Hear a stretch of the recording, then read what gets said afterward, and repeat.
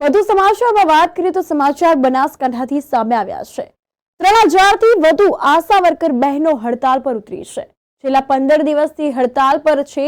દ્રશ્યો સામે આવ્યા છે। દ્રશ્યોમાં આપ જોઈ રહ્યા છો। આ અંતર્ગત બનાસકાંઠાની 3000 થી વધુ આશા વર્કર છેલ્લા 15 દિવસથી હડતાલ પર છે। 50% ટોપ અપ વધારા અને ફિક્સ પગારની માંગણી સાથે આશા વર્કરોની હડતાલ સામે આવી। તો ત્યારે વારંવારની રજૂઆત બાદ પણ તેમની માંગણીઓને ધ્યાને ન લેવાતા આજે 2000 થી વધુ આશા વર્કરોએ પાલનપુર કલેક્ટર કચેરી ખાતે ધરણા પ્રદર્શન કર્યું છે। સરકારે 50% ટોપ અપ વધારો જાહેર કર્યો હતો, પરંતુ આશા વર્કરોને વધારો મળ્યો નથી અને તેમને આ 50% વધારો ચૂકવાતો નથી। ત્યારે આશા વર્કરોની માંગણીઓ ઘણા સમયથી પેન્ડિંગ છે। અનેકવાર રેલી પણ કરી છે, ધરણા કર્યા છે, પરંતુ માંગણીઓ સંતોષાતી નથી। એટલે આશા વર્કરોએ આજે કલેક્ટર કચેરી ખાતે રેલી યોજી અને ધરણા પ્રદર્શન કર્યું છે। સરકાર વિરોધી સૂત્રોચ્ચાર પણ કરવામાં આવ્યા છે। જો કે અધિક કલેક્ટરને આવેદનપત્ર આપવા ગયેલી આશા વર્કરોને અધિક કલેક્ટરે યોગ્ય જવાબ ન આપતા આશા વર્કર કરવું રોષે ભરાયા છે। તો આ અંતર્ગત હવે આવનારા સમયમાં આક્રમક લડવાના મૂડમાં છે। ત્યારે આગામી લોકસભાની ચૂંટણી આવી રહી છે, તો ચૂંટણીમાં આશા વર્કર પોતાનો મતનો ઉપયોગ નહીં કરે તેવી ચીમકી પણ ઉચ્ચારી છે।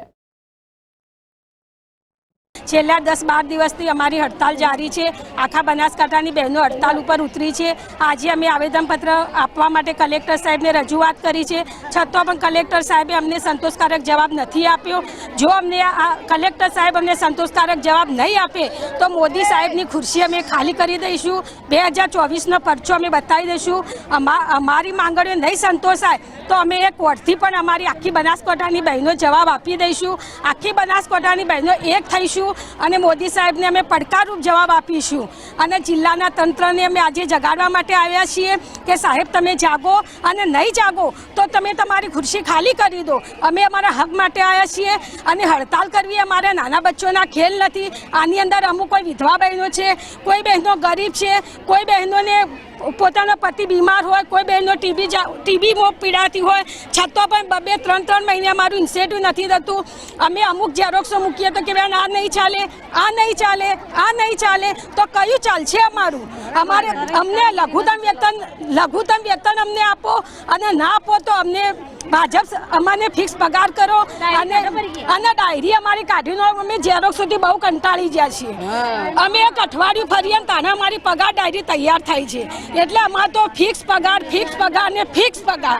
અમારે છૂટા છવાયા ઘરો હોય છે, એટલે અમે નરેન્દ્ર મોદી પ્રાઇમ મિનિસ્ટર નરેન્દ્ર મોદી સાહેબને, અમારા ગુજરાતના લાડીલા એવા નરેન્દ્ર મોદી સાહેબને અમે આશા બહેનો એવી ફરિયાદ કરીએ છીએ કે અમને કાયમી કરે, અમને કાયમી મહેતાણું મળે, અમારા નોકરીના કાયમી કલાક રીતસર ટાઈમસર કલાકો નિયમ ના કરે, અને અમને વર્ષના 2 ડ્રેસ આપે ને આમ તો કહે છે મોદી સાહેબ અમારા ગુજરાતના, અમે ગુજરાતની બહેનો બનાસકાંઠા દોતા તાલુકાની આશા વર્કરો બોલીએ છીએ।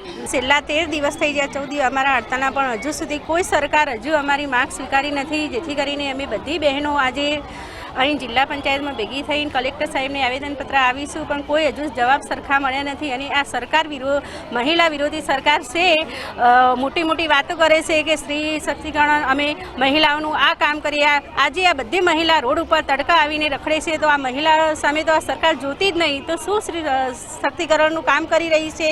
અને અમારા આશા વર્કરનું શોષણ બહુ થઈ રહ્યું છે। સવારમાં ઉઠીને બધી અમારી બહેનો કામ ભાઈ, પણ એમને જે વેતન, જે સંતોષપૂર્વક જે વેતન મળવું જોઈએ એ તો મળતું જ નથી।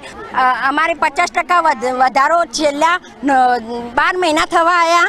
એપ્રિલ સુધી, આ એપ્રિલ આવશે એટલે 12 મહિના થઈ જશે, હજુ સુધી અમને પગાર 50% વધારો મળ્યો નથી, અને 2500 વધાર્યો છે એ પણ હજુ સુધી અમને મળ્યો નથી। તો હવે અમારે એટલે હડતાલ કરવી પડી, પણ 50% વધારો અને 2500 મળશે તો પણ અમે હજુ સુધી હડતાલ ચાલુ રાખવાની અમારી તેવડ છે। જેમ કે કાયમી કરો, પગાર ઉપર શું, પગાર ઉપરથી કશું થતું નથી। ઝેરોક્સો મૂકી દઈએ જેટલીએ તોય બી પગાર કાપી દે છે, જોખમીઓ કાપી દે, HBYC તો મળતું જ નથી કેટલાય સમયથી। અમે ઝેરોક્સો જોડીને કંટાળ્યા છીએ હવે તો।